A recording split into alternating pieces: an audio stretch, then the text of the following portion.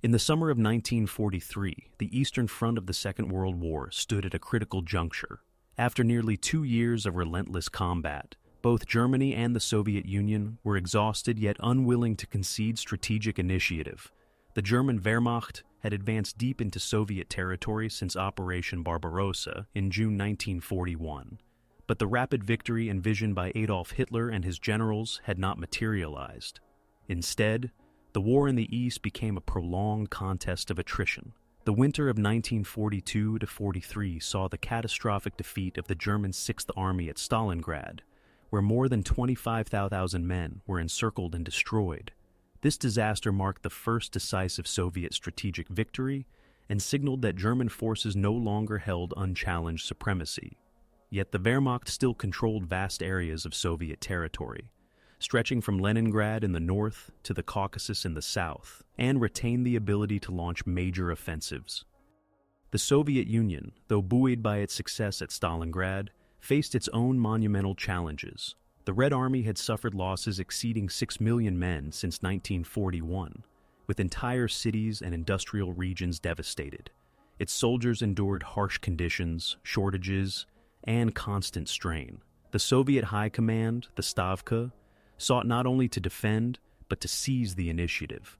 After winter offensives in early 1943, Soviet forces recaptured Kharkov in February, only to lose it again weeks later to a counteroffensive led by Field Marshal Erich von Manstein. This ebb and flow underscored that, despite heavy setbacks, the Wehrmacht was capable of striking blows that reshaped the front. By the spring of 1943, both sides recognized the Kursk salient as the focal point of the coming campaign.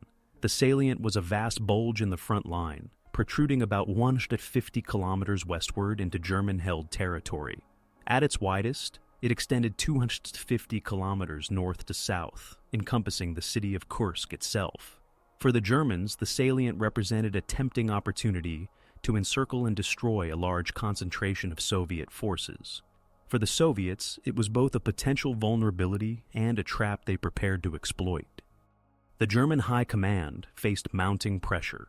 Hitler believed that a decisive victory was essential to restore confidence among allies and the German populace, especially after the blow at Stalingrad.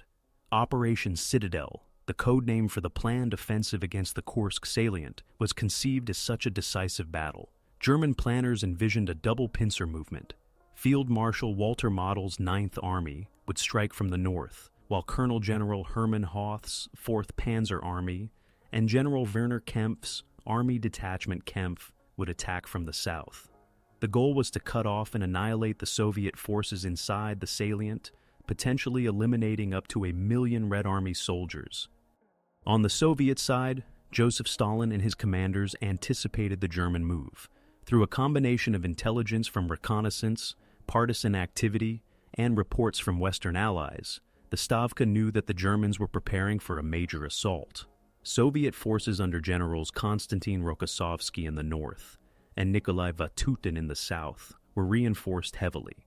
The Soviets constructed deep defensive belts, layered with minefields, anti-tank obstacles, artillery positions, and fortified strongpoints.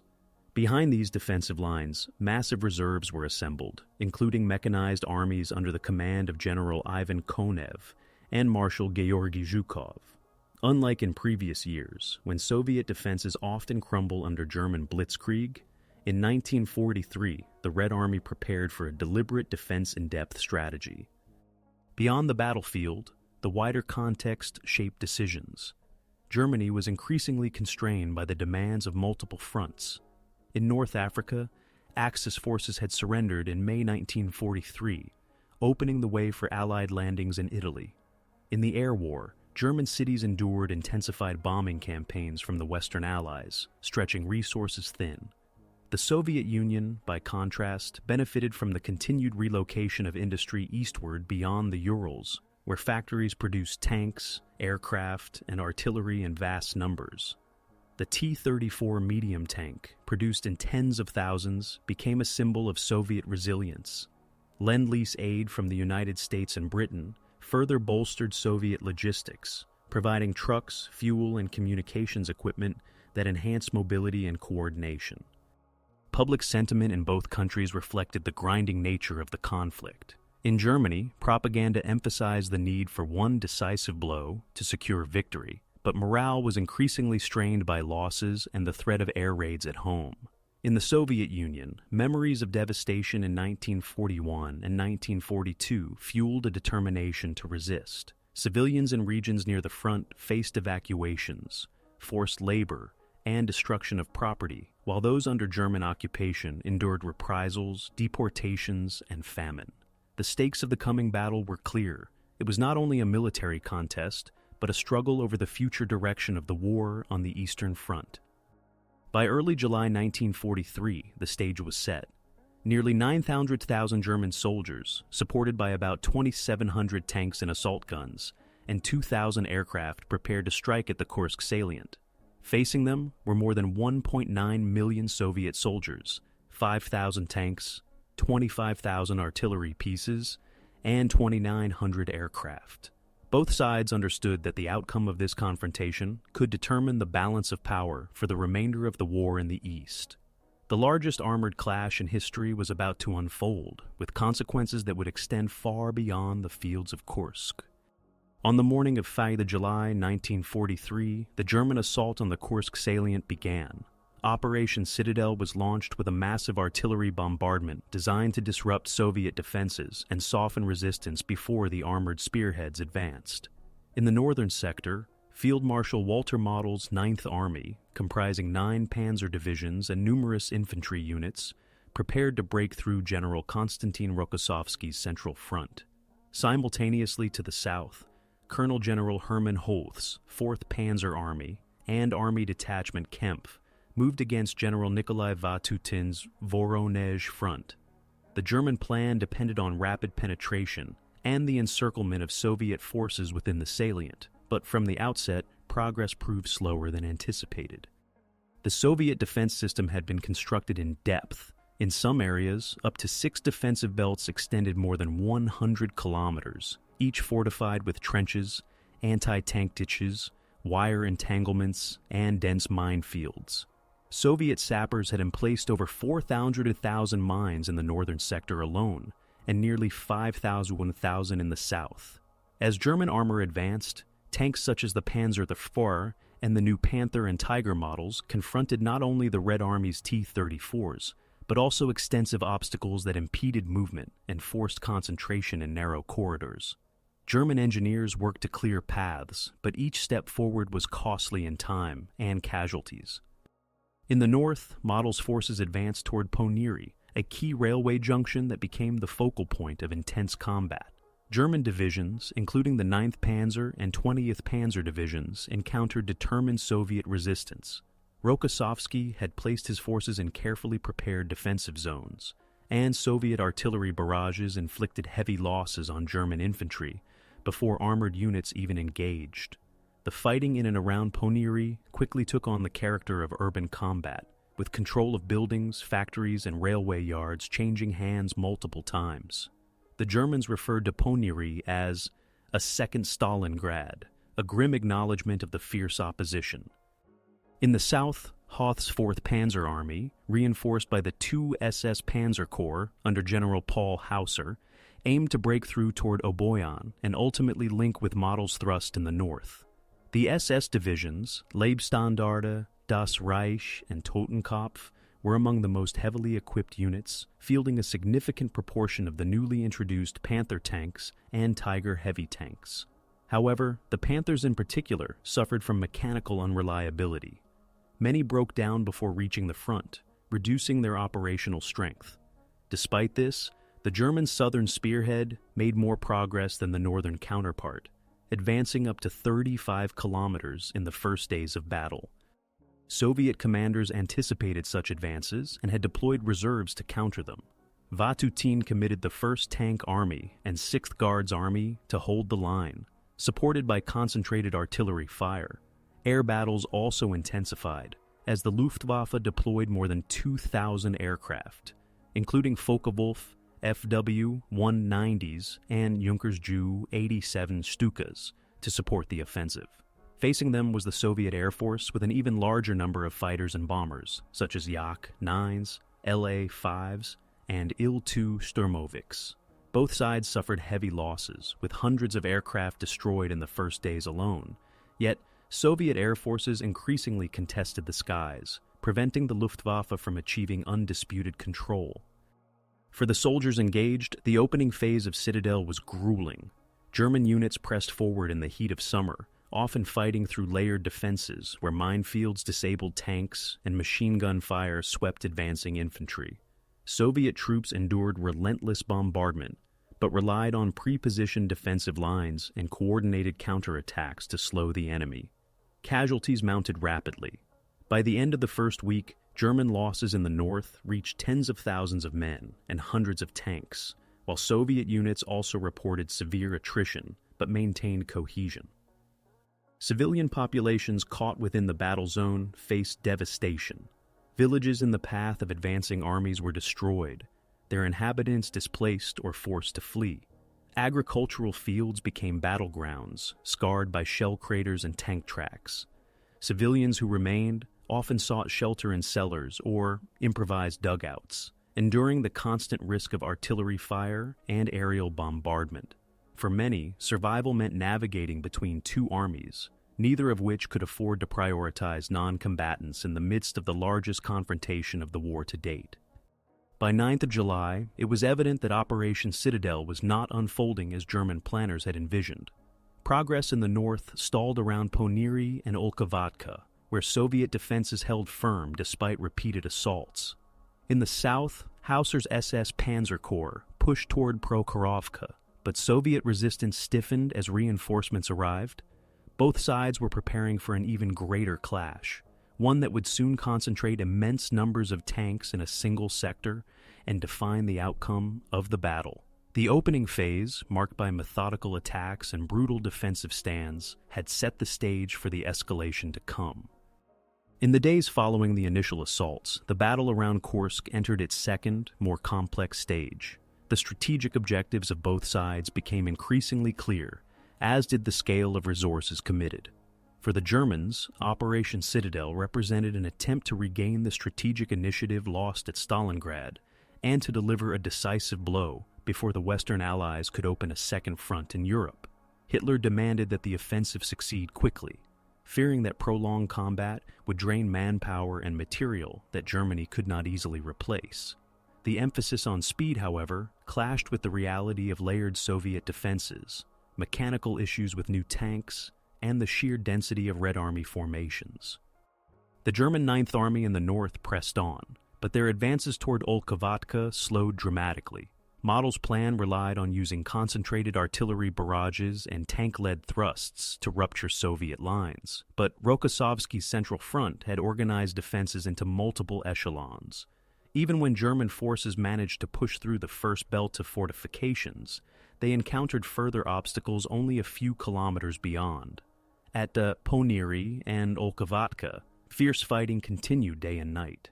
The 78th Sturm Division, heavily reinforced with assault guns and artillery, attempted to overwhelm Soviet positions, but faced equally determined Soviet Guards rifle divisions, supported by anti-tank brigades and mobile reserves.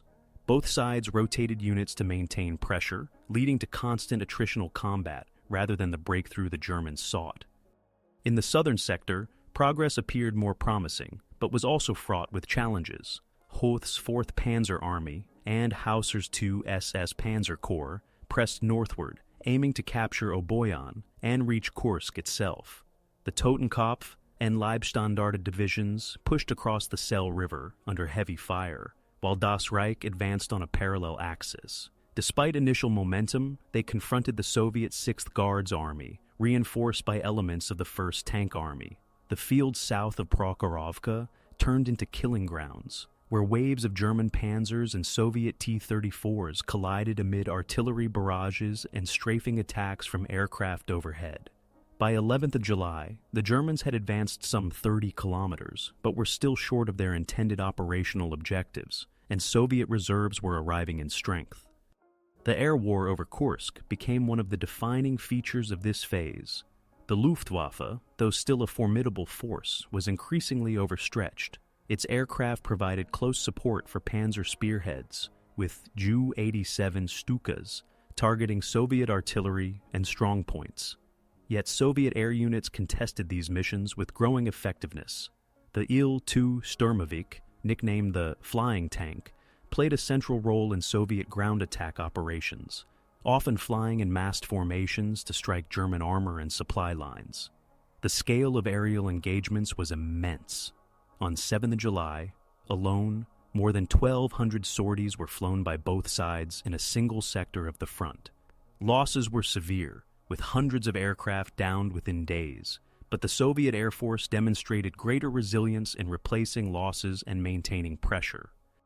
For commanders, the strategic calculations became increasingly urgent. The German High Command realized that unless a decisive breakthrough occurred soon, the operation risked devolving into a costly stalemate. Hitler himself hesitated over whether to commit strategic reserves, including the elite Gross Deutschland Division and additional Luftwaffe formations, to prolong the offensive. Meanwhile, the Soviet Stavka monitored developments closely. Stalin and his generals debated when to unleash their massive reserves, including the 5th Guards Tank Army under General Pavel Rotmistrov, held back for a decisive counterstroke. The Soviets understood that premature commitment could blunt their reserves against still advancing German forces, but delay risked further penetrations. On the ground, soldiers endured some of the harshest conditions of the war. German panzer crews reported driving through landscapes marked by constant explosions, where visibility was reduced by smoke and dust. Many Panther tanks broke down from engine fires or transmission failures, leaving crews stranded. Soviet tankers operated T-34s that were easier to repair in the field, but often faced heavier German Tiger tanks with superior firepower. Infantry on both sides engaged in close-quarters combat for control of villages, trenches, and strong points, where bayonets, grenades, and flamethrowers determined outcomes. Casualty figures reflected the intensity. By the second week of July, German losses numbered over 5,000 men and nearly 500 tanks, while Soviet losses exceeded 15,000 men and thousands of tanks and guns. Despite these staggering numbers, both sides continued to commit reinforcements. The civilian population within the salient bore the brunt of the fighting. Villages changed hands multiple times, often reduced to rubble by artillery or airstrikes. Many civilians were evacuated eastward by Soviet authorities prior to the offensive, but thousands remained. Those under German occupation faced forced labor, requisitions, and reprisals, while those under Soviet control lived amid constant bombardment. Fields intended for harvest became battle zones, jeopardizing food supplies and contributing to famine conditions in surrounding areas. By 12th of July, the battle reached a new threshold. In the south, the German 2 SS Panzer Corps approached Prokhorovka, where the Soviet 5th Guards Tank Army had been positioned for a counterattack. Intelligence indicated that both sides were concentrating enormous armored formations in the same sector. The stage was set for one of the largest and most intense armored clashes in history, a confrontation that would test not only tactics and technology, but also the capacity of both armies to sustain the heaviest attrition of the war to date. On 12th of July, 1943, the confrontation at Prokhorovka unfolded as one of the most concentrated armored engagements in military history. In this sector, the German 2 SS Panzer Corps, including the Leibstandarte, Das Reich, and Totenkopf divisions, advanced against the Soviet 5th Guards Tank Army, commanded by General Pavel Rotmistrov. The Soviet High Command had committed this powerful formation specifically to halt the German drive northward. Estimates suggest that nearly 800 Soviet tanks and self-propelled guns, mostly T-34s and T-70 light tanks, confronted approximately 300 German tanks and assault guns, including Panthers, Tigers, and Panzerbuffets. The result was a battle of extraordinary intensity within a relatively confined area, lasting through the day under relentless bombardment from artillery and aircraft. The terrain around Prokhorovka shaped the encounter significantly. Rolling fields interspersed with ravines, villages, and the Sel River limited maneuverability. The Soviets launched their attack early in the morning, charging directly into the advancing German formations. Their objective was not to outflank, but to collide head-on, disrupting the cohesion of the German panzer thrust. Soviet crews closed the distance rapidly to negate the advantage of German long-range tank guns. The T-34s, though vulnerable to the 88mm guns of the Tiger and the high-velocity 75mm of the Panther, had superior mobility and numbers. At ranges of 100 to 200 meters, duels became sudden and decisive, with tanks destroyed at point-blank range. German accounts emphasize the defensive success of their formations. The Tigers of the Leibstandarte reportedly inflicted heavy losses, while the disciplined use of combined arms, integrating tanks, infantry, and artillery, prevented Soviet armor from achieving deep penetration. However, the sheer number of Soviet assaults throughout the day prevented German forces from breaking out toward Oboyan. The battlefield by evening was littered with burning tanks from both sides, often intermingled so closely that neither side could claim control of the ground until the fighting subsided. Casualty figures from Prokhorovka remain contested. Soviet sources reported the loss of around 400 tanks in the battle, while German records indicate losses of approximately 150. Beyond statistics, the outcome demonstrated that the Red Army could commit reserves of unprecedented scale and intensity. For the first time, German panzer units faced not only the defensive depth of Soviet positions, but also massive coordinated counterattacks that absorbed and blunted their momentum. Though the Germans retained tactical control of parts of the battlefield, the strategic initiative began to shift. Elsewhere along the salient, battles continued with equal ferocity. In the north, the German Ninth Army's push toward Kursk stagnated completely. At Ponyri and Olkovatka, assaults yielded minimal gains despite repeated efforts supported by heavy artillery and Luftwaffe sorties. Soviet rifle divisions, reinforced by reserves, counterattacked persistently. The attrition drained German manpower and armored strength, and by mid-July, Model's forces were unable to advance further. In the south, despite localized successes, the German 4th Panzer Army faced growing difficulties. Mechanical breakdowns continued to plague Panther units, reducing their operational numbers daily.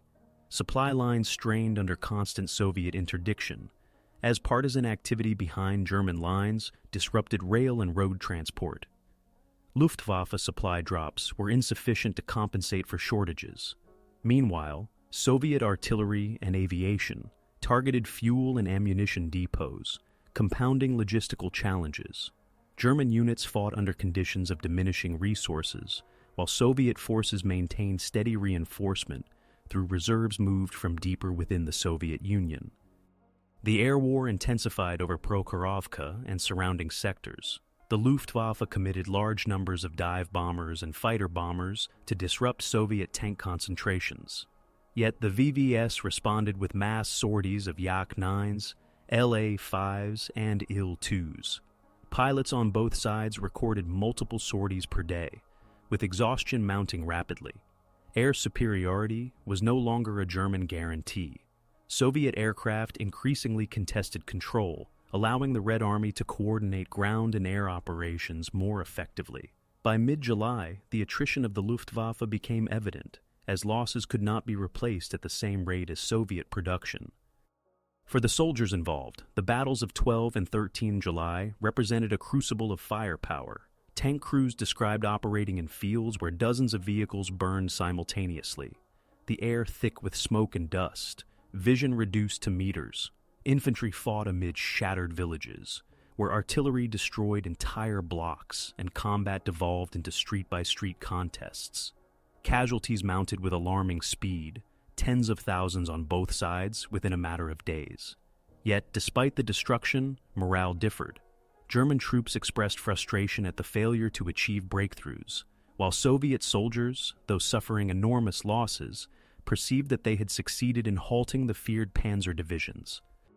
By the close of 13th July, Operation Citadel no longer offered the prospect of a decisive German victory. The offensive had ground to a halt, with neither the northern nor the southern thrust achieving encirclement. Still, the German High Command deliberated on whether to continue or withdraw. Unknown to many frontline troops, larger strategic developments outside the battlefield were about to dictate the fate of the operation, with repercussions that reached far beyond Kursk itself. By mid-July 1943, the German offensive at Kursk had lost its momentum. Despite the initial shock of the attacks and localized successes, the Wehrmacht found itself increasingly unable to achieve the breakthrough envisioned by Operation Citadel. In both the northern and southern sectors, the carefully constructed Soviet defenses and the depth of reserves committed by the Red Army transformed the campaign from a planned encirclement into a protracted struggle of attrition. For the German High Command, the deteriorating situation posed serious dilemmas. For the Soviets, the moment marked the transition from strategic defense to large-scale counteroffensive. At the northern shoulder of the salient, Model's 9th Army had been halted completely.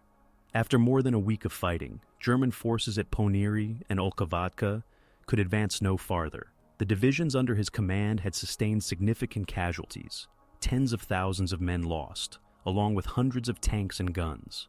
Ammunition expenditure exceeded anticipated levels, while supply lines, stretched across contested terrain, struggled to sustain the offensive. Soviet counterattacks exploited every pause, retaking lost ground and reinforcing defensive belts. Reports from German commanders in this sector emphasized the impossibility of renewing the attack without reinforcements that were no longer available. In the southern sector, Hoth's 4th Panzer Army and Hauser's 2 SS Panzer Corps remained locked in heavy combat. The clash at Prokhorovka on 12th of July had inflicted severe losses on both sides. German armored strength was diminished not only by battlefield casualties but also by mechanical breakdowns, particularly among the newly introduced Panther tanks. Many vehicles were abandoned due to engine fires or transmission failures, further eroding combat capability. Soviet commanders, despite suffering greater numerical losses, continued to bring in fresh units. Vatutin and Rotmistrov, supported by Stavka, were now determined to shift fully to counteroffensive operations. The broader strategic context weighed heavily on German decision-making. On 10th July, Allied forces had landed in Sicily, opening a new front in southern Europe. For Hitler, this development was decisive. Concerned that Italy might collapse and that German forces would need to be redeployed urgently, he summoned senior commanders to his headquarters in East Prussia. There, he expressed doubts about continuing Citadel. Field Marshal Manstein argued for pressing the offensive in the south, claiming that Soviet reserves had been exhausted, but others warned that the window for success had already closed. Ultimately, Hitler ordered a halt to the operation, citing the need to divert forces to the Mediterranean and to preserve strength for future contingencies. Even before the formal order to halt, Soviet forces had already begun their counterblows. On 12th July, the Bryansk front, under General Markian Popov, launched attacks against Orel in the north, while Rokossovsky's Central Front supported the offensive with thrusts against weakened German positions. This marked the beginning of Operation Kutuzov, a massive Soviet effort to eliminate the Orel salient. German 9th Army, already exhausted, was forced into defensive retreat. Further south, on 17th of July, the southwestern and steppe fronts began preparations for Operation Polkovodets Rumyantsev, aimed at retaking Belgorod and Kharkov. Thus, even as the Germans abandoned their offensive, the Soviets seized the initiative across the entire Kursk region. The material balance now favored the Soviet Union more clearly than at any previous point in the war. German armored losses at Kursk are estimated at over 1,600 tanks and assault guns, while Soviet losses exceeded 6,000 tanks. Yet the disparity in production meant that the Red Army could replenish these losses far more rapidly. Soviet industry was producing nearly 1,500 T-34s per month by mid-1943, compared to the much lower output of German heavy tanks. Moreover, the Soviet command structure demonstrated an increasing ability to coordinate multi-front operations, integrating infantry, armor, artillery, and air power in ways that challenged the German doctrine of blitzkrieg. For soldiers in the field, the shift was palpable. German divisions withdrew from forward positions under constant Soviet artillery and air attack. Units such as the Leibstandarte and Das Reich reported severe depletion of their tank strength, in some cases down to fewer than 50 operational vehicles. Infantry battalions, originally numbering several hundred men, often counted fewer than 150 after weeks of fighting. Soviet formations, though bloodied, continued to advance, buoyed by the visible retreat of their opponents. The psychological contrast was significant. For German troops, the realization that Citadel had failed weighed heavily, while Soviet morale rose as the battle turned decisively in their favor. Civilians in the Kursk region experienced another wave of upheaval as the front shifted. German occupation authorities began withdrawing, evacuating resources, livestock, and equipment wherever possible, and in some cases destroying infrastructure to deny it to the advancing Soviets. Villages already ravaged by fighting were subjected to further bombardment as retreating German forces attempted to delay Soviet advances. For civilians who had endured occupation, liberation often came at the cost of further destruction, shortages, and the dangers of crossfire. The constant dislocation deepened the humanitarian crisis in a region already devastated by 2 years of war. By the end of July, the failure of Operation Citadel was undeniable. The largest armored offensive undertaken by the Wehrmacht on the Eastern Front had not achieved its objectives. Instead of restoring German initiative, the battle had drained vital resources and exposed the growing imbalance between German capacity and Soviet strength. For the Soviet Union, the Battle of Kursk represented more than a defensive success. It was the springboard for a series of offensives that would push the front westward, gradually driving German forces out of Soviet territory. The transition from defense to offense marked a fundamental turning point in the war in the East. In late July 1943, the Soviet counteroffensives launched in the wake of Kursk fundamentally altered the balance on the Eastern Front. Operation Kutuzov in the north and Operation Polkovodets Rumyantsev in the south transformed what had begun as a German attempt to encircle Soviet forces into a series of Soviet drives that forced the Wehrmacht steadily backward. These operations demonstrated the Red Army's growing mastery of offensive coordination and highlighted the strains on Germany's overstretched military machine. Operation Kutuzov, beginning on 12th of July, targeted the Orel salient, a German-held protrusion north of Kursk. Rokossovsky's Central Front and Popov's Bryansk Front, supported by elements of the Western Front, struck at the weakened Ninth Army. The Soviet plan combined frontal assaults with flanking maneuvers, pressing on multiple axes to prevent the Germans from concentrating their defenses. Within days, German units were compelled to abandon forward positions, retreating under pressure to avoid encirclement. Villages such as Belgorod and Kromy became battlegrounds as Soviet forces advanced steadily. By early August, Orel itself fell, marking a major territorial loss for Germany and erasing the northern bulge that had once threatened Soviet communications. In the south, preparations for Operation Polkovodets Rumyantsev were underway even as fighting continued around Belgorod and Kharkov. On the 3rd of August, the Voronezh and Steppe fronts, under Generals Vatutin and Konev, launched a powerful offensive with over 1 million men, 2,400 tanks, and 13,000 guns. Their objective was the liberation of Belgorod and Kharkov, key cities in the German defense network. The Germans, under Manstein's Army Group South, attempted to hold with depleted formations, including remnants of the 4th Panzer Army and 2 SS Panzer Corps. Despite fierce resistance, Belgorod was liberated on 5th of August, followed by Kharkov after weeks of intense combat that culminated in its recapture by Soviet forces on 23rd of August. These victories not only restored vital industrial centers to Soviet control, but also marked the first sustained Soviet summer offensive to succeed without reversal. The impact on German operational capacity was profound. The Wehrmacht had lost the ability to mount large-scale strategic offensives in the east. Attrition at Kursk and the subsequent counteroffensives cost Germany irreplaceable manpower and material. Estimates placed German losses from July through August at more than 5,000 men, while armored and air units suffered crippling depletion. The Luftwaffe, once dominant, was increasingly unable to contest Soviet air superiority. Conversely, Soviet losses remained high, over 800,000 men during the same period. but were offset by continuing industrial output and the mobilization of reserves. The balance of resources now clearly favored the Soviet Union. For the Red Army, these offensives tested and confirmed evolving operational doctrines. The use of multiple fronts in coordinated action allowed simultaneous attacks on different sectors, complicating German defense. Artillery barrages, mass tank assaults, and close air support were integrated with greater precision than in earlier campaigns. Commanders such as Rokossovsky, Vatutin, and Konev demonstrated flexibility, shifting reserves rapidly to exploit breakthroughs. Soviet strategy had matured from desperate defensive measures into sustained offensive operations, capable of reshaping the front line across hundreds of kilometers.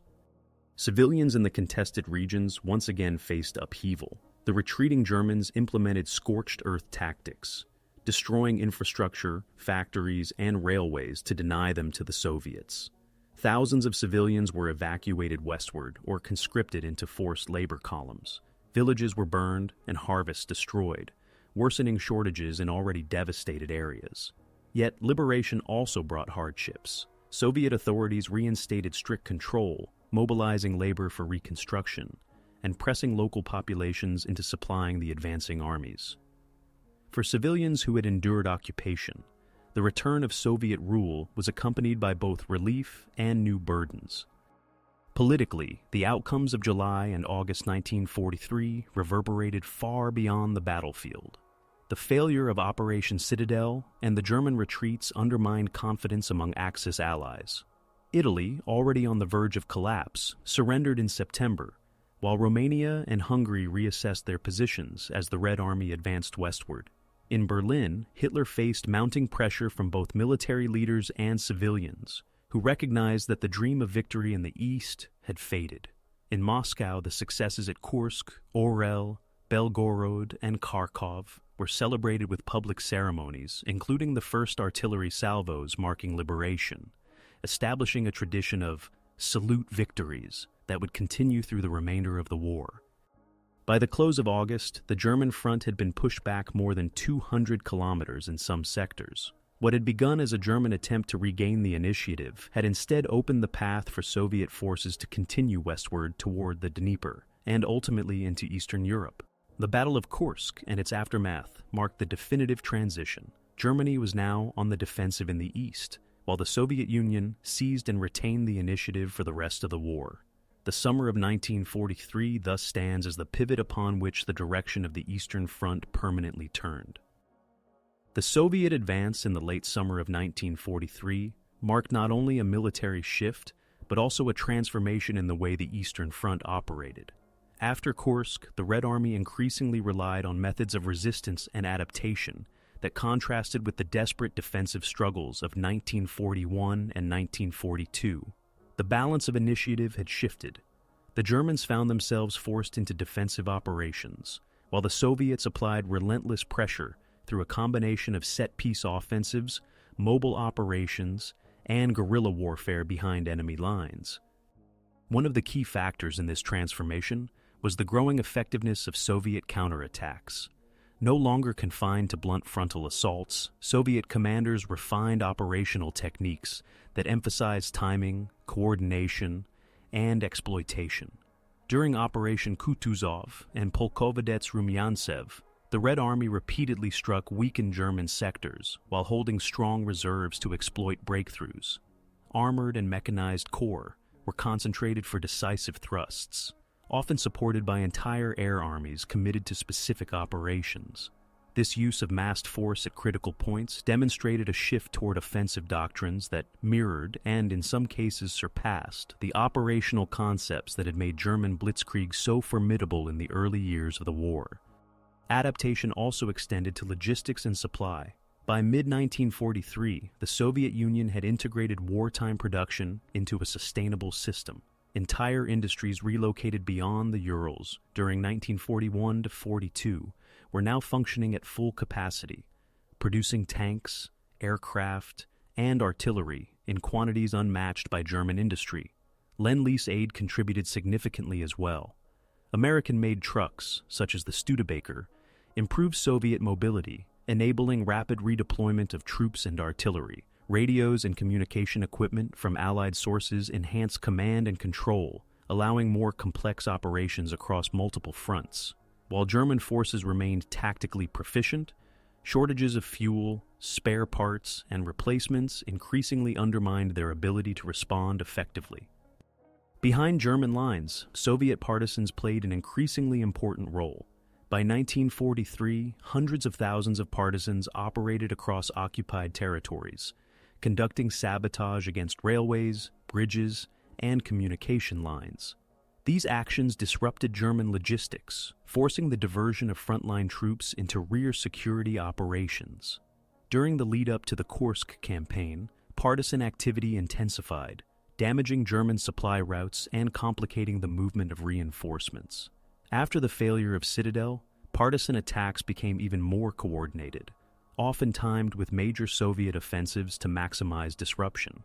This integration of irregular warfare with conventional operations was a significant innovation, multiplying the Red Army's striking power without requiring direct commitment of additional divisions. The psychological toll of these shifts was profound. German troops, once accustomed to rapid advances, now faced protracted defensive battles with little prospect of decisive victory.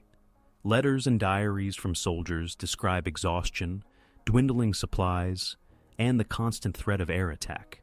Entire units were forced to entrench, constructing field fortifications under fire while enduring Soviet artillery bombardments that often lasted for hours. Soviet troops, though also enduring heavy casualties, experienced a different psychological trajectory. For the first time, many soldiers could see evidence of strategic success. German withdrawals, liberated cities, and the knowledge that their sacrifices were contributing to an irreversible shift in momentum. Civilians under German occupation also adapted, often in ways that blurred the line between survival and resistance. Some communities supported partisan units with food, shelter, and intelligence, despite the risk of reprisals that included mass executions and village burnings. Others were coerced into German labor programs, working on fortifications or transport under harsh conditions. The return of Soviet authority after liberation was not always welcomed unconditionally, as reprisals for collaboration were swift and reconstruction demands placed heavy burdens on populations already devastated by war. Yet the broader sense among civilians was that the tide had turned, and that the era of German expansion into Soviet territory was over. Technological and tactical adaptation continued on both sides. German commanders introduced defensive tactics such as elastic defense, counterattacks by armored reserves, and the creation of strongpoints intended to slow Soviet breakthroughs. New weapons, including the Ferdinand heavy tank destroyer and increasingly numerous Tigers, offered formidable firepower, but were limited by mechanical reliability and the difficulty of the mass production. The Soviets, meanwhile, refined their use of combined arms formations. T-34s remained the backbone of Soviet armored forces, but heavy tanks such as the KV-1s and new Su-152 assault guns were employed against German armor and fortifications with increasing effectiveness. Air power was also adapted. Soviet fighter groups were reorganized for concentrated operations, providing air cover for advancing armies and contesting the Luftwaffe at every stage of the campaign. By September 1943, the patterns of resistance and adaptation had solidified into a new reality. Germany could no longer dictate the tempo of the Eastern Front, while the Soviet Union had learned to sustain prolonged offensive operations without succumbing to counterattacks. The Red Army had not yet perfected its future style of deep operations that would carry it into Eastern Europe in 1944-45, but the foundations were being laid in the aftermath of Kursk. For both sides, the lessons of the summer were clear. Survival depended not only on strength of arms, but on the capacity to evolve under conditions of total war. The summer of 1943 reached its decisive turning point, as the momentum of the war on the Eastern Front shifted irreversibly. The Battle of Kursk itself had demonstrated that the Wehrmacht could no longer achieve strategic breakthroughs, but it was the sequence of counteroffensives launched immediately afterward that cemented this reality. The turning point was not defined by a single clash alone, but by the cumulative effect of sustained Soviet operations that followed the collapse of Operation Citadel. These offensives, stretching from Orel in the north to Kharkov in the south, forced Germany onto the defensive permanently. Operation Kutuzov, begun in mid-July against the Orel salient, illustrated this shift clearly. Rokossovsky's central front, supported by the Bryansk and Western fronts, pressed into German positions that had already been weakened during Citadel. The German Ninth Army, under Model, was compelled to conduct a fighting withdrawal. Despite deploying elite divisions and attempting to mount counterattacks, German forces could not stabilize the line. By early August, Soviet armies liberated Orel and the salient was eliminated. This victory marked the first major Soviet summer offensive to succeed against the Wehrmacht, signaling that the Red Army could now sustain continuous operations during months previously dominated by German offensives. In the south, Operation Polkovodets Rumyantsev confirmed the irreversible shift of initiative.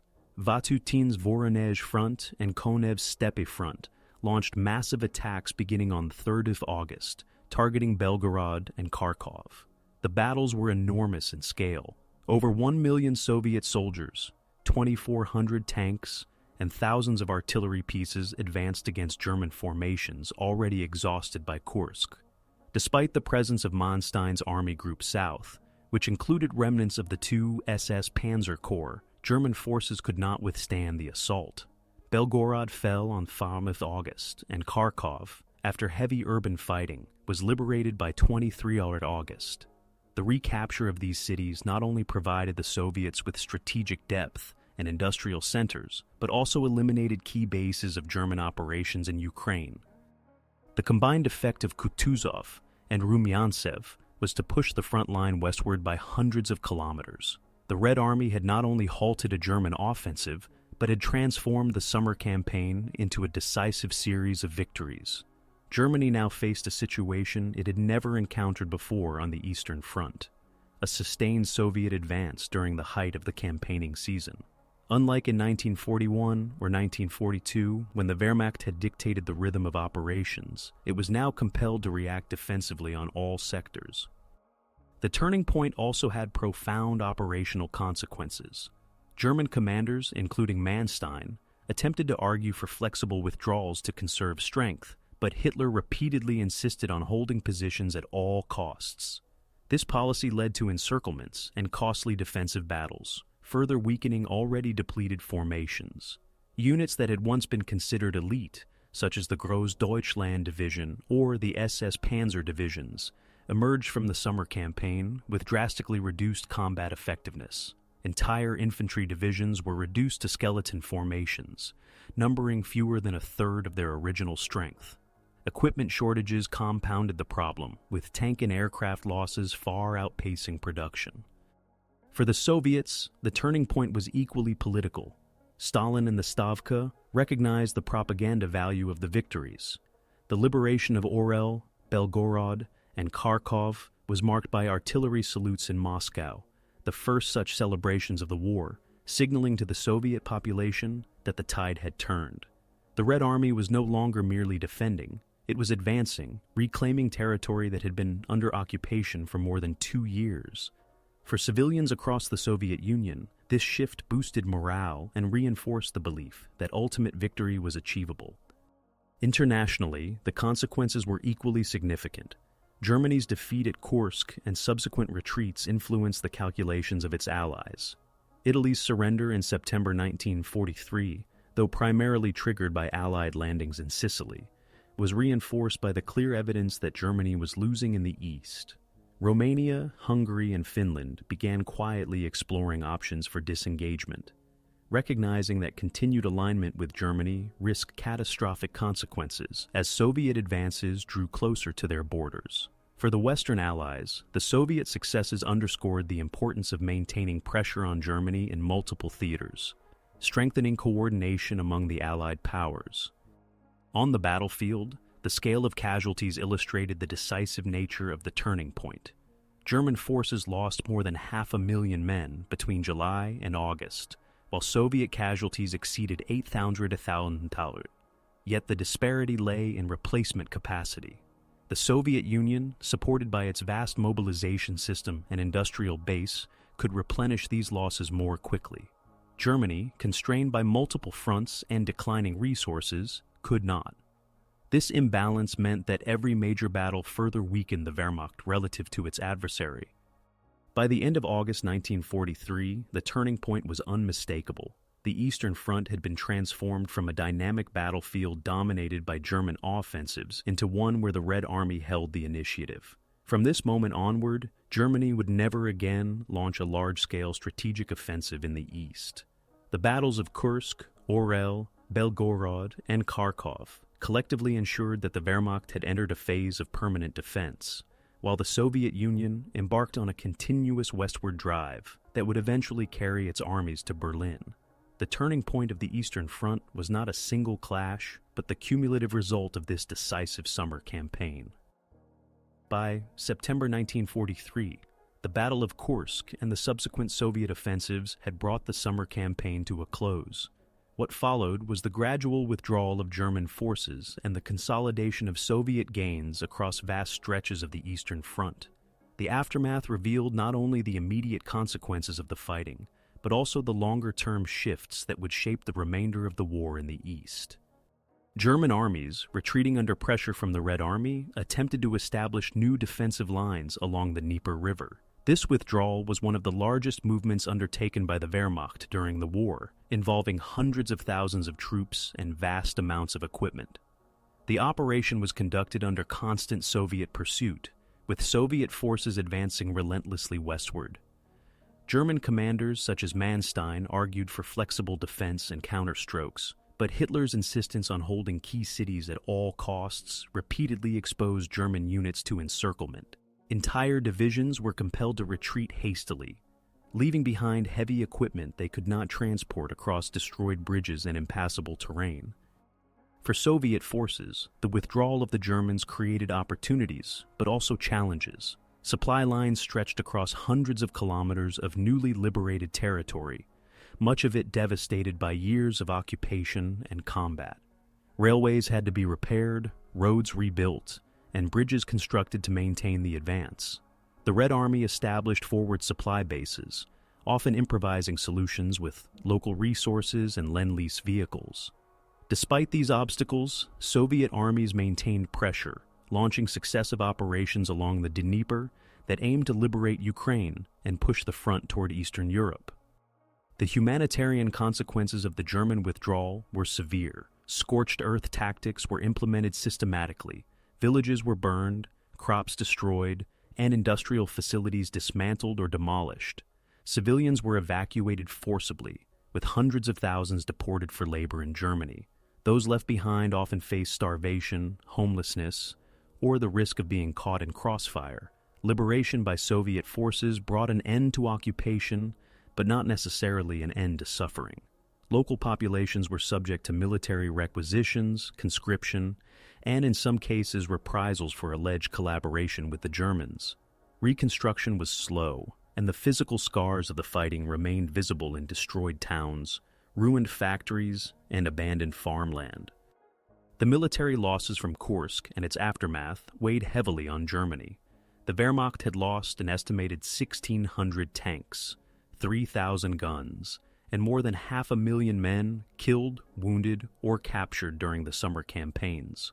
The Luftwaffe, once a decisive element of German operations, was increasingly unable to replace losses and maintain control of the skies. Soviet industry, by contrast, continued to expand production. Tens of thousands of T-34s, thousands of aircraft, and vast quantities of artillery were delivered to the front. Soviet manpower reserves, though stretched, remained sufficient to replenish divisions. This imbalance meant that each subsequent battle eroded German strength further, while the Red Army retained the ability to launch new offensives. Internationally, the consequences were equally significant. The failure at Kursk eroded German credibility among its allies. Italy surrendered in September, while Romania, Hungary, and Finland began re-evaluating their positions. For the Western Allies, Soviet successes reinforced the importance of coordinating pressure on Germany from multiple fronts. The Tehran Conference later in 1943, would be shaped by the recognition that the Soviet Union was now advancing westward on a scale that ensured its role as a decisive partner in the coalition. For the soldiers who survived, the aftermath of Kursk was marked by exhaustion and the grim recognition of what lay ahead. German veterans described retreating under constant attack, with little chance of rest or resupply. Soviet troops, though buoyed by victory, endured staggering losses. Many units emerged from the campaign severely under strength, requiring extensive replenishment. Yet morale was fundamentally different. For Soviet soldiers, the realization that they were no longer merely defending, but advancing deep into enemy-held territory, gave new meaning to their sacrifices. By the autumn of 1943, the shift was undeniable. The Wehrmacht had entered a phase of permanent strategic retreat on the Eastern Front, while the Soviet Union had seized the initiative irreversibly. The fields of Kursk and the cities of Orel, Belgorod, and Kharkov were left behind as markers of a turning point. The aftermath revealed a new strategic landscape in which Germany fought to delay defeat, while the Soviet Union prepared to press its advantage across Eastern Europe. The retreat, devastation, and human cost of this phase underscored the scale of the war and the magnitude of the transformation set in motion by the Battle of Kursk. The legacy of the Battle of Kursk extends far beyond the summer of 1943. In purely military terms, it was the last major offensive the German Wehrmacht launched on the Eastern Front, and the first time that a Soviet defensive strategy not only absorbed, but decisively reversed a German assault. From that moment onward, the Red Army held the strategic initiative and never relinquished it. Yet the historical significance of Kursk lies not only in its operational outcomes, but also in the broader transformations it symbolized for the course of the Second World War. For Germany, the consequences were stark. The offensive consumed irreplaceable resources, over 1,600 tanks, 3,000 guns, and hundreds of aircraft, at a time when losses could no longer be offset by production. The Luftwaffe, heavily engaged in the skies over Kursk, emerged weakened and unable to reassert dominance on the Eastern Front. The defeat deepened divisions within the German High Command, as some generals argued for strategic withdrawals and flexible defense, while Hitler clung to rigid orders to hold ground. The psychological effect on German soldiers was equally damaging. After Stalingrad, Kursk confirmed that the Reich could no longer impose its will on the Eastern Front. Instead, its forces would now face a series of retreats that culminated in the collapse of the Eastern Theater in 1945. For the Soviet Union, Kursk represented a turning point in confidence and capability. The Red Army demonstrated that it could not only withstand a concentrated German assault, but also conduct large-scale, coordinated counteroffensives. The industrial and logistical foundation that had been built during the earlier years of the war, relocated factories, improved transport networks, and sustained mobilization, now bore full fruit. Soviet production of tanks, aircraft, and artillery far outstripped German output, allowing for rapid replacement of losses. The victories at Orel, Belgorod, and Kharkov following Kursk showed that the Red Army could sustain summer offensives, a reversal of the pattern that had dominated 1941 and 1942. Politically, Stalin and the Soviet leadership used these triumphs to reinforce domestic morale and to assert their growing influence among the Allies. Internationally, the outcome of Kursk reshaped perceptions of the war. In London and Washington, the Soviet successes underscored the scale of the Eastern Front and the indispensable role of the Red Army in defeating Germany. The Allies recognized that Soviet advances would have profound implications for post-war Europe, setting the stage for the negotiations at Tehran and later at Yalta. For Germany's allies, the defeat confirmed the declining prospects of the Axis. Italy's surrender in September 1943 was hastened by the clear evidence that Germany could no longer win in the East, while Romania, Hungary, and Finland began to weigh the risks of remaining aligned with Berlin as Soviet armies advanced toward their borders. The human cost of Kursk and its aftermath was immense. Combined casualties for both sides during the summer campaigns exceeded 1.5 million men, including hundreds of thousands killed, wounded, or missing. Thousands of tanks and aircraft were destroyed. Civilians suffered through scorched earth retreats, forced deportations, and bombardments that reduced entire regions to ruins. For those living in liberated areas, the end of German occupation brought relief, but also new hardships as Soviet authorities reimposed control and mobilized resources for the continuing war effort. The devastation of the Kursk region remained visible for years, with countless villages needing to be rebuilt and agricultural production requiring massive recovery. In the decades since the war, Kursk has been remembered as the largest tank battle in history and as a symbol of the turning tide. Historians have debated the precise numbers of tanks engaged at Prokhorovka or the exact balance of casualties, but there is broad consensus on its significance. The battle demonstrated the exhaustion of German offensive power, the resilience of Soviet defensive strategy, and the decisive role of industrial capacity in modern warfare.